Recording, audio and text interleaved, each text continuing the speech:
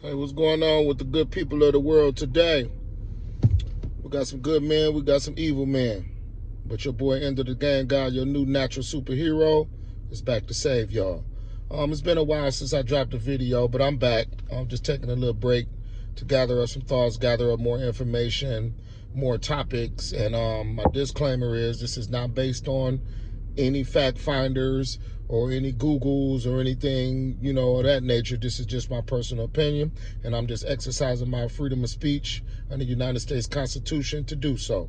With that being said, I'm talking about my city politics, the gentrification, and in a couple of videos I was dropping into how they was putting the groundhogs in certain particular neighborhoods you go to, you don't see them, but in other particular neighborhoods, you see them, and it drops the property value, it drops all of this. Now, in the inner city, we only got a couple of city pools, and over the summer, I was, looking at most of them was basically closed down on the hottest days of the year. And it being ozone action days, they cut that out because then you can go into other little places to cool off. Buses was free, and, so forth and so on. But during this summer, we had record heat around the country, and we didn't have no ozone action days in our city. They were still charging us to get in the pools, and they were still charging us to get on the bus, and and everything was just business as usual. You know what I'm saying? Tax the poor, and and the saying goes.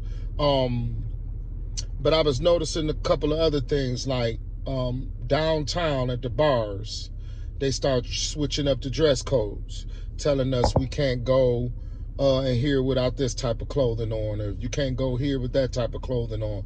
And they only started doing that when blacks started inhabiting these spots that was not normally frequently by us African Americans downtown. And this is just in Toledo, Ohio, that I only could speak for.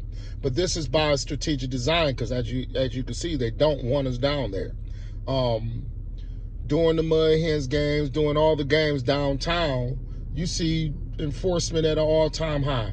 I mean, you can't even spit on the sidewalk downtown, but then you come into the inner city to some of our clubs where we try to get the police to stop the violence or just show a presence out there to prevent violence from happening, and we still don't get no love from them.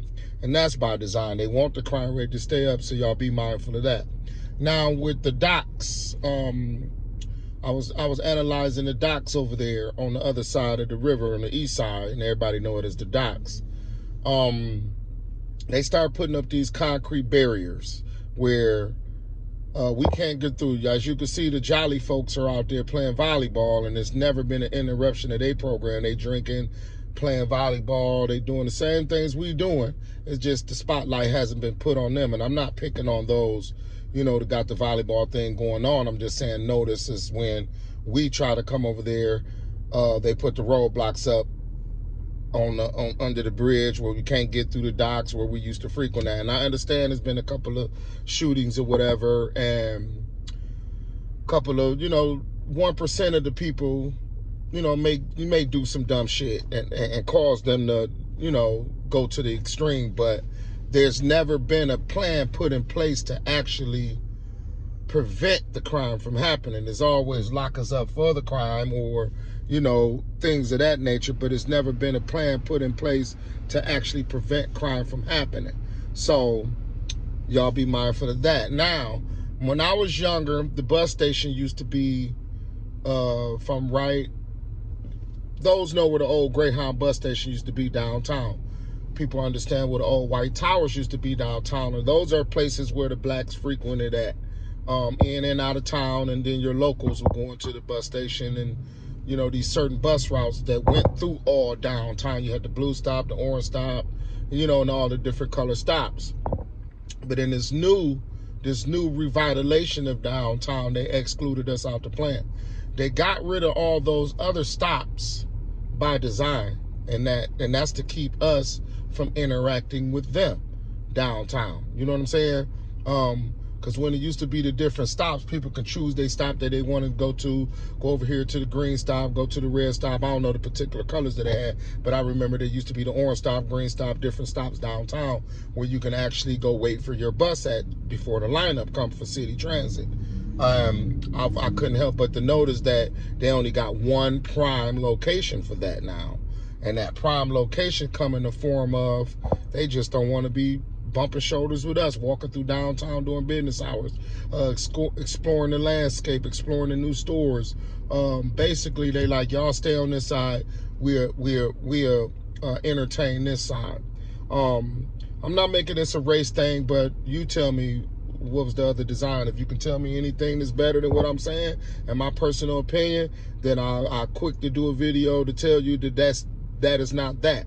But it's obvious that they don't want us interacting in the same space with each other, and that's we see that. And with the concert series downtown, I've been noticing that. And the last few concerts downtown, I was there, and I observed the security minimum.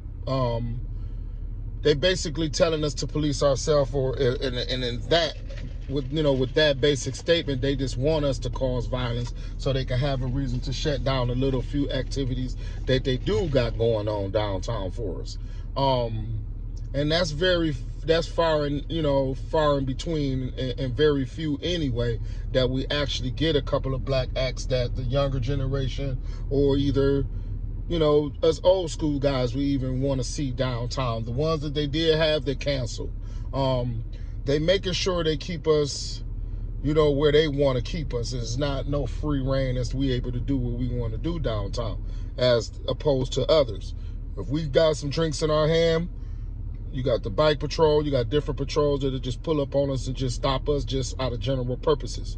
And then I'm going back to the old bus station and this, that, and the third. Used to be the train station, then it used to be a bus station downtown. Now they moved the bus station and the train station on the south end, which is out of the downtown district and into the Latino community. And, the out-of-towners coming in and out. They got the border patrol down there. And it's basically, shit, it's like walking through a police station going down to a new bus station and the train station. And I understand it's drug smuggling, all this, that, and the third, but that's also a form of moving anything that blacks coming through the city, any international people coming through the city, keep them over there instead of coming through downtown. Have y'all noticed in every city in Ohio got a mall. Every city in Ohio got a casino that's actually downtown or in the downtown area. And here we don't have a mall at all, not even a clothing store downtown in our city. And that's by design to keep us from going downtown. So it's obviously that the city policymakers or whoever behind this is making it a duty to weed out anything that can attract black folks from coming downtown Toledo. And with that being said, the bus station, the train station, the White Towers that they all shut down, not it being no big prominent restaurants downtown, no casinos, no anything for the blacks. It's basically, either come join us, spend our money with us, or you don't have it at all. That's basically the policy in Toledo. And then on top of that, you have the dress codes in certain bars where you can't come in with this, you can't come in with that. That's basically, niggas, stay away. You dress either how we dress, or you stay your ass up out of here. And that's, that's just, just enlightening y'all on, those little tactics. I know I'm gonna get a lot of riff-raffles about this, but it's self-explanatory. You can see it is in plain day. And another thing I wanted to point out is that the nights of our concerts, I couldn't help but to notice that the company downtown, I'm not going to name the particular company for scrutiny or whatever, but they the company that charge y'all to park downtown. I got videos of it in my phone. I've never seen them out at 1:30, 2 o'clock in the morning. And the only time I did really see them out was on the nights that they knew the black concerts was downtown. And here they are, lots that was normally charged to park for free, at night or after a certain time after business hours is parked for free. Now they walking through ticketing cars. And I was looking at this and I'm like, how is this possible that we got 2-meter parking dudes out late night walking through these clubs downtown targeting African American people because they know our concerts are downtown, and after downtown we end up staying down there to actually, you know, mingle around through the community in the downtown scene instead of driving through the inner city, getting pulled over by the state troopers is out here at an all-time high harassing us. But with that being said, they had this parking lot, you know, they were just going through, and I confronted them and even took a couple of videos I posted later on in due time on my Word on the Streets podcast page. But they were targeting our cars, and they weren't telling nobody to move. They weren't saying this. It's not even a sign up that says no parking. We just normally used to park here, so now all of a sudden they coming through and they just causing us a lot of pain financially and charging us to actually park in these club parking lots that's owned by a different company that, you know, to own most of the lots downtown, and charging us to park late nights at a club. So y'all be mindful of that, look around for that. And if you don't believe me, I'll be posting a video soon. And I'm just getting back at it, a little bit rusty, but this has just been another segment by Endo the Gang God, and each one teach one. And y'all lay around for the next one because there's plenty more to come.